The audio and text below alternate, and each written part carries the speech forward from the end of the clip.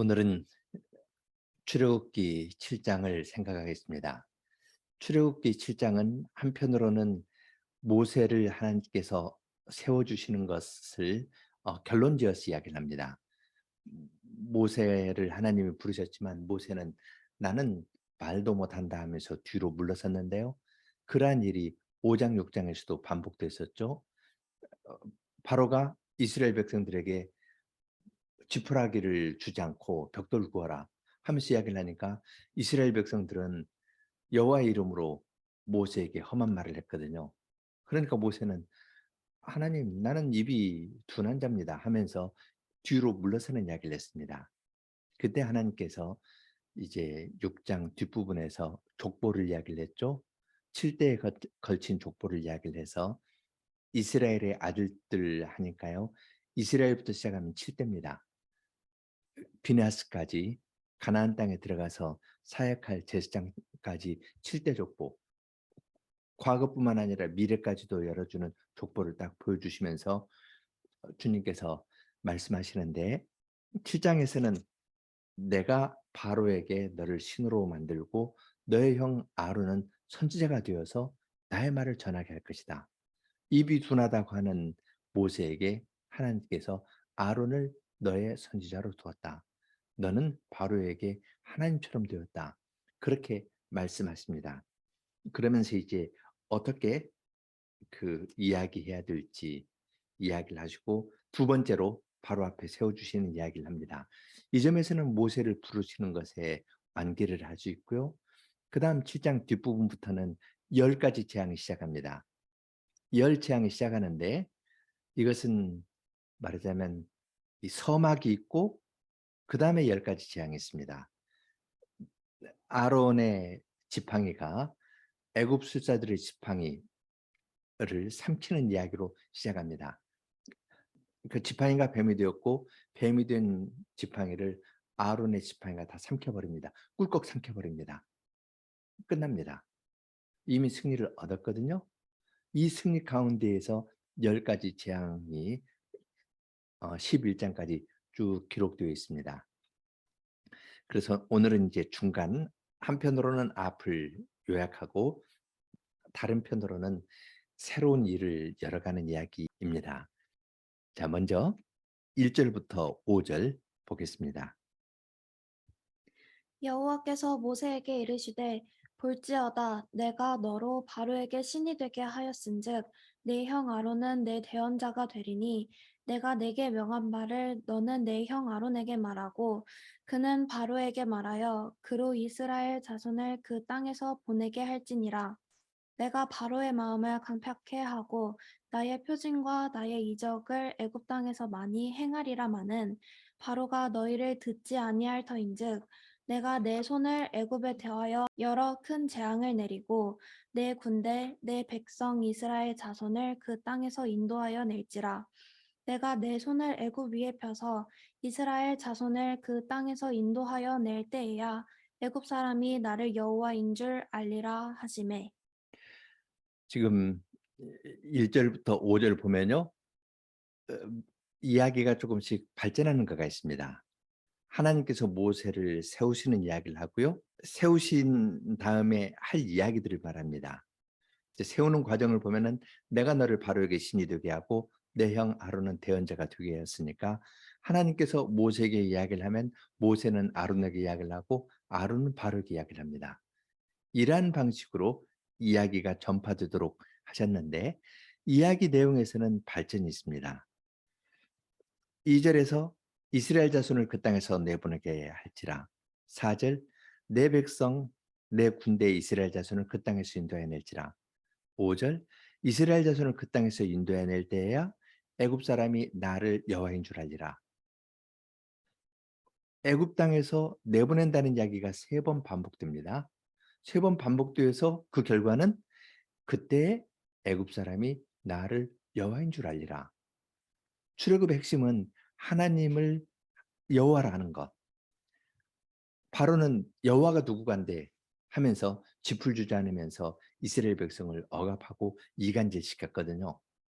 그런데 여호와께서 내가 이스라엘 백성을 애굽에서 건져낼 터이니 그때에 너희들은 나를 여호와인 줄 알리라고 이야기를 합니다.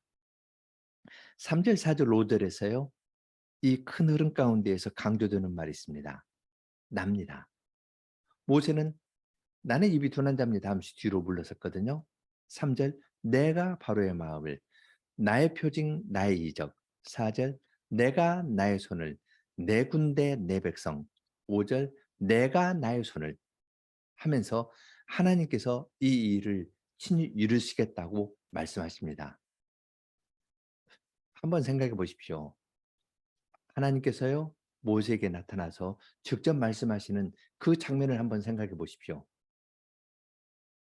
아마 짜릿짜릿했을 겁니다.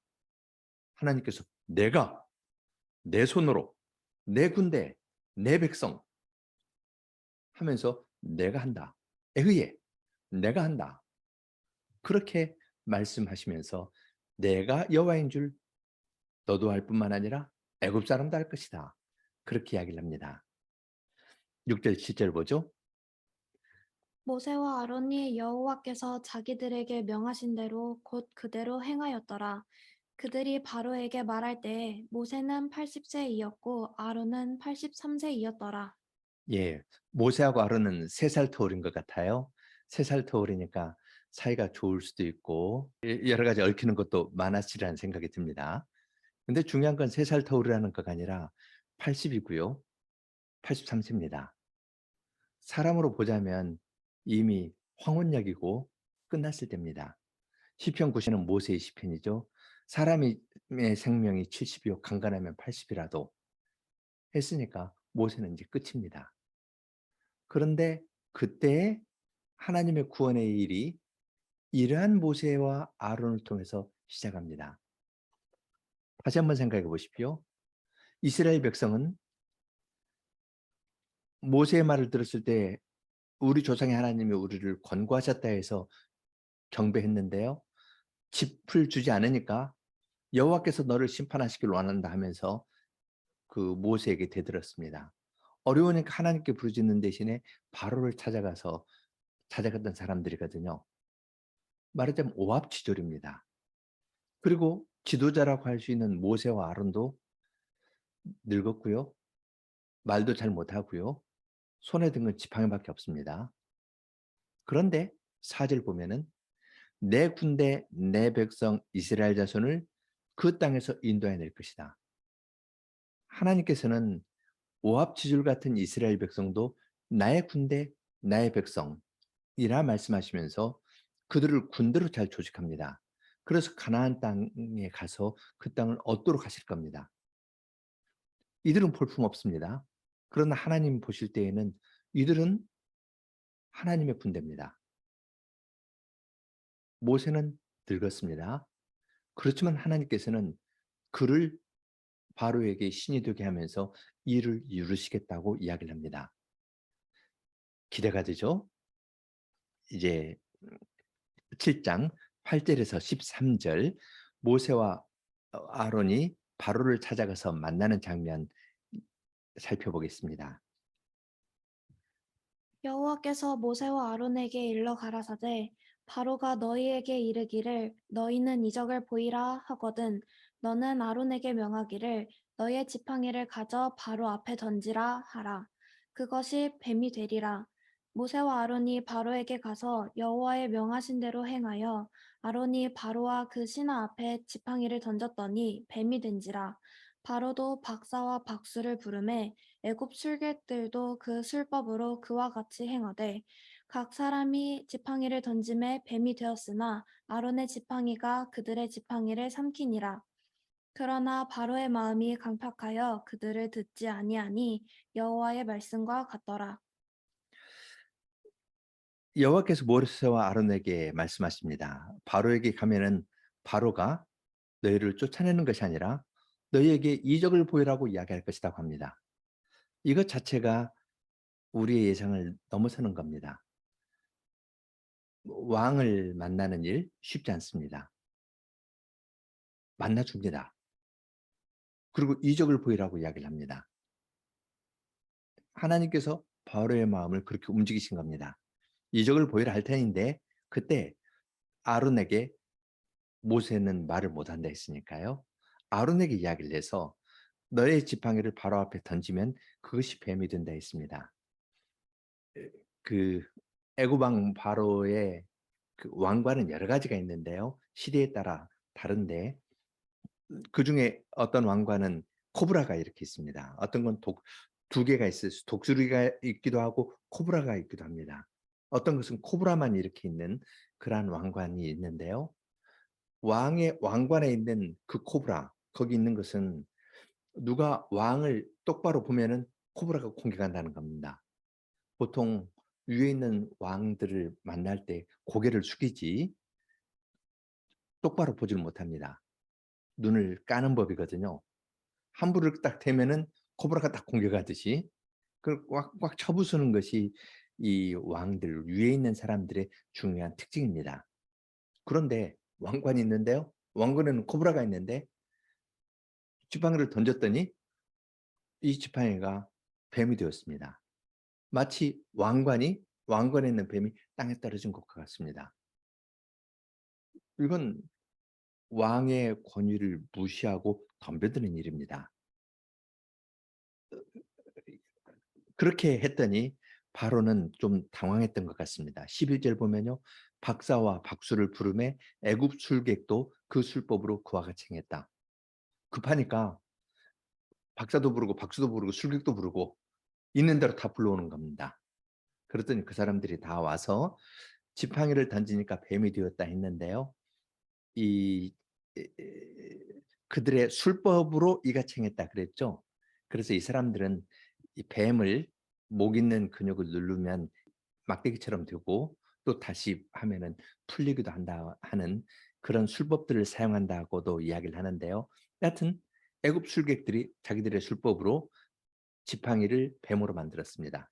말하자면 만일 그 설명이 맞다면 코브라를 어떻게 근육을 딱 눌러 가지고 막대기처럼 했다가 다시 풀어서 던지니까 이 뱀이 되었습니다. 그 광경 생각하면 별로 아름답진 않습니다. 앞에 뱀들이 왔다 갔다 하거든요. 그런데 너무 염려할 건 없습니다. 왜냐하면 아론의 지팡이가 그들의 지팡이를 다 삼켜버렸기 때문입니다. 아론의 뱀이 그들의 뱀을 삼키는 것가 아니라요. 아론의 지팡이가 그들의 지팡이를 삼켰다 했습니다. 아주 상징적인 의미가 있는 것을 여기에서 알 수 있습니다. 이 이야기는 조금 더 조금 더 관심을 갖고 기울여 볼 필요가 있는데요. 지팡이를 던지면 그것이 뱀이 된다 했는데 뱀이라는 말이 출애굽 기초장에선 두 가지 용어가 사용됩니다. 하나는 제가 여기 탄닌이라고 써 놨죠. 탄닌인데 탄닌은 큰 뱀입니다. 그리고 바다의 혼돈을 일으키는 뱀입니다. 홍해에서 큰 물결을 일으키는 것과 같은 것들, 다른 나라를 삼키는 신화적인 존재를 탄닌이라고 쓰는데 그러한 용어를 썼습니다. 탄닌이 때로는 애굽을 상징하는 용어도 되는데 그러한 뱀이고요. 또 다른 것은 설명하면서 코브라 말씀드렸는데 나하스라는 그러한 말을 7 장에서 또 씁니다. 15 절에 그 뱀이 되었던 지팡이 할 때에는 나하스를 썼습니다. 그러니까 여기에는 상징적인 의미가 있는 겁니다. 바로의 술객들이 던진 것은 탄닌이었거든요. 혼돈을 일으키고 무질서를 일으키는데 아론의 지팡이가 그걸 꿀꺽 삼켜버립니다. 그들이 온갖 종류의 어려움을 일으켜도 아론의 지팡이가 하나님의 능력이 그들을 삼켜버리는 겁니다. 삼키면 어떻게 되나요? 흔적도 없이 사라지는 겁니다. 하나님께서 그들에게 아론과 모세에게 승리를 주실 것을 여기에서 확신시켜 주셨습니다. 그러면 조금 놀라야 될 텐데요. 왕관에 있는 내 코브라가 제대로 있나 이것도 한번 살펴보고 그래야 될 터인데 바로에는 마음이 강팍하여서 모세와 아론의 말을 듣지 않았습니다. 그것은 여호와의 말씀과 같습니다. 이제 이러한 서론 일종의 본 게임 전에 예비 게임을 했습니다. 예비 게임에서 모세와 아론이 완승을 거두었거든요. 그래 놓고 이제 10라운드의 게임으로 들어갑니다. 첫 번째는 이 피가 물이 피가 되는 건데 14절부터 18절 보겠습니다. 여호와께서 모세에게 이르시되 바로의 마음이 완강하여 백성 보내기를 거절하는도다. 아침에 너는 바로에게로 가라. 그가 물로 나오리니 너는 하숫가에 서서 그를 맞으며 그 뱀 되었던 지팡이를 손에 잡고 그에게 이르기를 히브리 사람의 하나님 여호와께서 나를 왕에게 보내어 이르시되 내 백성을 보내라. 그들이 광야에서 나를 섬길 것이니라 하였으나 이제까지 내가 듣지 아니하도다. 여호와가 이같이 이르노니 내가 이로 인하여 나를 여호와인 줄 알리라 하셨느니라. 볼지어다 내가 내 손의 지팡이로 하수를 치면 그것이 피로 변하고 하수의 고기가 죽고 그 물에서 악취가 나리니 애굽 사람들이 그 물 마시기를 싫어하리라 하라. 지금 10가지 재앙을 시작하는데요. 첫 번째는 아침에 바로에게 갑니다. 모세와 아론이 하숫가에 딱 서서 있으니까 바로가 그에게 나오는 겁니다. 그때 뱀이 되었던 지팡이를 손에 잡고 이야기를 하라 이야기를 합니다. 그 뱀이 되었던 지팡이, 이건 여호와의 지팡이라고도 이야기를 했거든요. 17절에서는 내가 내 손의 지팡이로 하수를 치면 하면서 하나님의 능력을 상징하는 그 지팡이를 갖고 나아가라 했습니다. 하나님께서 이적을 행하시는 목적을 분명하게 이야기합니다. 내 백성을 보내라. 그들이 나를 섬길 것이다.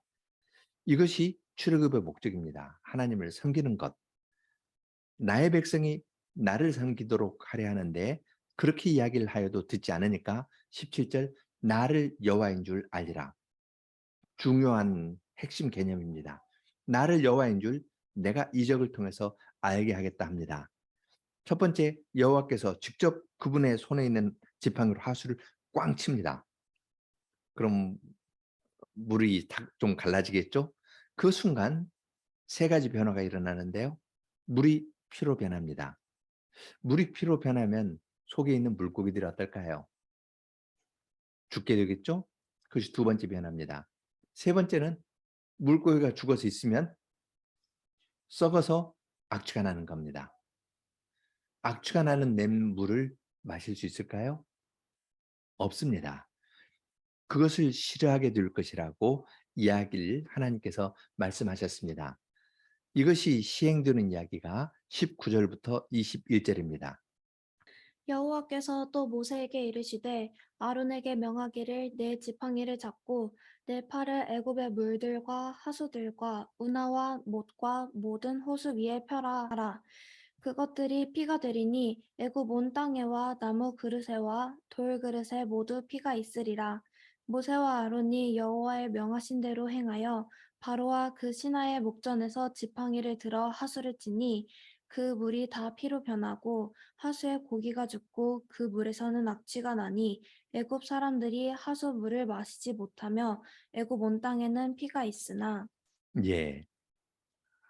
여호와께서 모세에게 이야기를 하고 모세는 아론에게 이야기를 하고 그러니까 아론이 그 말대로 아론의 손에 있던 그 지팡이 하나님의 말씀에 따라 시행하는 그 지팡이를 가지고 딱 쳤더니 애굽의 물, 하수, 운하, 모든 호수뿐만 아니라 나무 그릇과 돌 그릇 위에 있는 물들도 모두 피가 됩니다. 모세와 아론이 바로와 그의 신하가 보는 앞에서부터 쳤거든요. 그러면 거기서부터 시작해 가지고 애굽에 있는 모든 물들이 피로 싹 변해가는 겁니다. 그리고 나일강에 물고기들이 죽고 죽으면 떠오르죠. 떠오르면 그것이 썩죠. 그래서 냄새가 나는 일이 계속 진행되었습니다. 애굽 온 땅에 물이 가득했다. 나무나 돌 그릇도 거기에 있는 물들도 피로 바뀌었습니다. 그러니까 하나님의 심판이 그 땅 전체를 쳐서 애굽 땅 전체를 쳐서 아무도 거기에서 피할 수 없었습니다. 그런데 바로는 완강한 태도를 취했습니다. 22절부터 25절 보죠. 애굽 술객들도 자기 술법으로 그와 같이 행함으로 바로의 마음이 강팍하여 그들을 듣지 아니하니 여호와의 말씀과 같더라. 바로가 돌이켜 궁으로 들어가고 그 일에도 관념하지 아니하였고 애굽 사람들은 하수물을 마실 수 없으므로 하숫가를 두루 파서 마실 물을 구하였더라. 여호와께서 하수를 치신 후 7일이 지나니라. 사람은 보고 싶은 것을 보고 듣고 싶은 걸 듣는 거거든요. 지금 마실 물이 없게 되었습니다. 그럼 애굽의 술객들이 해야 될 일은 무엇일까요? 그 피를 다시 물로 바꾸는 것이 애굽 술객이 해야 될 일일 겁니다. 만일 그들이 능력이 있다면. 그런데 그들이 자기들의 술법으로 어떻게 해서 남아있는 다른 물을 가지고 피로 만들었습니다. 그러니까 바로는 보고 싶은 걸 보는 겁니다. 우리 술객도 저렇게 하네? 그러면서 하나님을 인정하기를 싫어하는 겁니다. 7일이 지났습니다.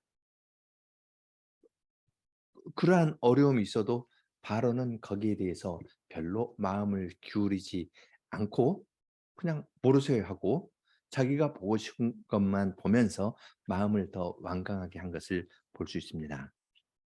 이제 7장 전체를 봤는데요. 아까 말씀드린 것처럼 처음 10라운드의 메인 게임이 시작하기 전에 예비 게임으로 한 것은 뱀이 되는 것이었습니다. 지팡이가 뱀이 되는 것인데 여기에서 아론의 지팡이가 술객들의 지팡이들을 다 삼켰으니까 완승을 거두었거든요. 이것이 큰 의미가 있습니다. 아까도 말씀드린 것처럼 뱀은 그 나스라는 코브라나 불뱀 같은 것을 가리키기도 하고 여기에서는 탄닌이라고 했는데 탄닌은 신화적인 존재입니다. 용으로 번역되기도 하고 그 애굽을 상징하는 말이기도 합니다. 그렇게 했는데 그러한 혼돈을 일으키고 하나님에게 반대하는 세력을 아론의 지팡이가 삼켜버렸습니다. 그들이 하나님의 경영에 대해서 반대하고 나섰거든요. 바로는 이스라엘 백성 숫자가 많아지니까 그들에게 어려움을 주기도 하고 산파를 시켜서 죽이려 하기도 하고 아니면 남자는 다 나일강에 던져라. 여러 가지 방식으로 없애려고 했는데 하나님의 경영에 대한 그들의 반대는 다 헛되게 되었습니다. 마치 그들이 탄닌처럼 문제를 일으켜도 아론의 지팡이가 그들을 꿀꺽 삼키니까 흔적도 없이 사라진 것처럼 되었습니다. 그들의 반대는 소용없다는 겁니다. 이것이 이제 앞으로 10가지 재앙을 통해서 더 명백하게 드러날 겁니다. 이제 그 다음 슬라이드를 한번 보죠. 10가지 재앙에 관한 건데요. 우선 10가지 재앙 보면 피, 개구리 2, 파리, 생축의 죽음, 종기, 우박, 메뚜기, 흑암, 그리고 10번째는 장자의 죽음입니다. 여기에서 눈에 띄는 거가 있죠? 첫 번째, 네 번째, 일곱 번째는 아침에 바로에게 가라 하는 하나님의 명령과 함께 시작합니다. 두 번째, 다섯 번째, 일곱 번째에도 바로 앞에 서라는 말이 있고요. 세 번째, 여섯 번째, 아홉 번째는 하나님의 경고도 없고 어떤 장소도 없고 지시한 내용도 없이 하나님께서 보내시는 재앙이 곧바로 시행됩니다. 그러니까 세 가지씩 묶이는 겁니다. 하나님께서 아침에 바로에게 가서 내 백성을 내어 보내라. 그렇지 않으면 내가 이런 재앙을 내리겠다. 두 번째도 경고하고 세 번째는 경고 없이 시행합니다. 넷, 다섯, 여섯 번째에서도 아침에 바로 앞에 서라 경고하고 또 안 하면 하나님께서 시행하시는데 여섯 번째에서는 아무 경고 없이 그걸 시행합니다. 바로의 술사들이 첫 번째, 두 번째, 세 번째 등장하는데 여섯 번째에서 술사들이 고통을 받고 그 다음에는 등장하지 않습니다. 그리고 일곱 번째, 여덟 번째 하고 아홉 번째도 경고 없이 하나님의 심판이 시행됩니다. 경고하고 또 한 번 경고하는데 듣지 않으면 바로 시행하는 겁니다. 이렇게 세 개씩 세 번 반복됩니다. 그리고 열 번째에서 장자를 하나님께서 치십니다. 여기에서 대비가 되는 것은 바로가 마음이 완악했다는 것, 그걸 통해서 여호와를 안다는 것, 여호와의 말씀과 같이 되었다, 여호와를 섬기라 하는 말이 반복됩니다. 열 가지 재앙은 그것 자체로 목적이 있는 것이 아니라 하나님을 아는 것, 그래서 하나님을 섬기고 나아가도록 하는 데에 목적이 있는 것을 알 수 있습니다. 그것은 애굽이 탄닌처럼 혼돈의 세력이 되어서 하나님을 방해한다 하여도 아론의 지팡이가 그걸 삼켜버렸습니다. 그러니까 이미 이루어진 겁니다. 이스라엘 백성을 놓고 보면은 볼품없는 사람들이거든요. 그런데 하나님께서는 이스라엘 백성을 나의 군대, 나의 백성이라고 말씀하십니다. 모세와 아론도 부족한 사람이거든요. 그런 하나님께서는 여호와의 지팡이를 주어서 그들을 하나님의 심군으로 사용하십니다. 그리고 처음 전쟁에서 탄닌을, 혼돈을 일으키는 세력을 꾹꾹 다 삼켜버리는 겁니다. 이겼다. 이긴 사실을 보여주면서 열 가지 재앙을 시행합니다. 오합지졸과 같은 이스라엘 백성인데 바로가 크게 보이거든요. 탄닌이 크게 보이거든요. 그런데 하나님께서 내가 그것은 다 삼켰다. 너희는 내 백성이고 나의 군대고 너희는 군대로서 가나안 땅으로 진격할 것이다. 이것을 생생하게 그들에게 보여주시면서 이 일을 시작하게 했습니다. 이러한 것이 모세와 아론에게는 큰 확신이 되었을 겁니다. 하나님의 말씀 때문에 겁쟁이 모세와 아론이 바뀌었습니다. 그건 이 말씀을 읽는 우리에게도 마찬가지입니다. 하나님께서 볼품없는 노예 근성에 찌들어 있는 이스라엘 백성을 찾아오셔서 말씀해 주시니까 이스라엘 백성이 바뀐 것처럼, 그리고 승리를 확신하고 그 다음 일에 나간 것처럼 우리도 그렇습니다. 삼켰다 라는 말은 우리에게 생각나게 하는 구절이 있습니다. 사망이 이김에 삼킨 바 되었습니다. 고린도전서 15장에서 그리스도의 부활로 말미암아 사망이 이김에 삼킨 바 되었습니다. 그리스도께서 부활하시니까 사망은 삼켜져서 흔적도 없이 사라졌습니다. 이것이 신자인 우리의 출발점입니다. 아론의 지팡이가 애굽의 탄닌들을 다 삼킨 것 이상으로 더 확실하게 그리스도께서 죽음을 삼켰습니다. 이것이 우리의 출발점입니다. 이것을 믿고 우리는 나가는 겁니다. 그렇지 않으면 바로가 크게 보이고 바로의 완고한 것이 크게 보이고 이스라엘 백성이 부족한 것이 크게 보이고 나의 능력 없음만 크게 보입니다. 그러나 하나님께서는 내가 내 손으로 내 백성을 구원하겠다. 그들이 나를 섬긴다. 그들을 내어보낸 후에 내가 여호와인 줄 그들이 알 것이다 하면서 하나님께서 행하시는 일을 우리들에게 알려주십니다. 예수님께서 부활하셨다는 이야기는 우리의 현재의 삶입니다. 그분의 부활로 말미암아 우리가 새로운 생명을 얻었고 그 부활의 능력으로 사망이 이김에 삼킨 바 되었기 때문에 우리는 눈에 보이는 어떤 현실을 두려워하지도 않고 사람들의 능력 없음, 나의 능력 없음을 보면서 뒤로 물러서지도 않습니다. 하나님께서 하시니까 그분을 믿고 나아가는 마음을, 그러한 믿음을 출애굽기 7장의 말씀을 읽으면서 깨닫게 됩니다. 같이 기도하겠습니다. 사랑의 하나님, 저희에게 말씀으로 찾아와 주셔서 눈에 보이는 것을 보고 좌절하고 불평하는 저희들이 주님의 말씀을 읽으면서 이러한 태도를 벗어버리고 주님께서 그리스도를 보내어서 이 세상의 모든 혼돈하는 세력들, 이 세상의 죄의 세력과 죽음까지 삼켜버린 사실을 저희들에게 알려주시면서 주님의 형상으로 빚어나가는 데 참여케 하여 주셔서 감사합니다. 이미 그리스도 안에서 얻은 승리의 복음을 저희들이 마음에 간직하면서 살게 해 주시고, 이러한 승리의 복음이 저희의 마음 가운데 있기 때문에 다른 사람에 대해서 원망하거나 시기하거나 자신을 보면서 좌절하지 아니하고, 주님께서 주님의 백성을 친히 인도하시는 그 인도를 잘 받아 나가는 데 이룰 수 있도록 은혜를 허락해 주시옵소서. 예수님 이름으로 기도합니다. 아멘.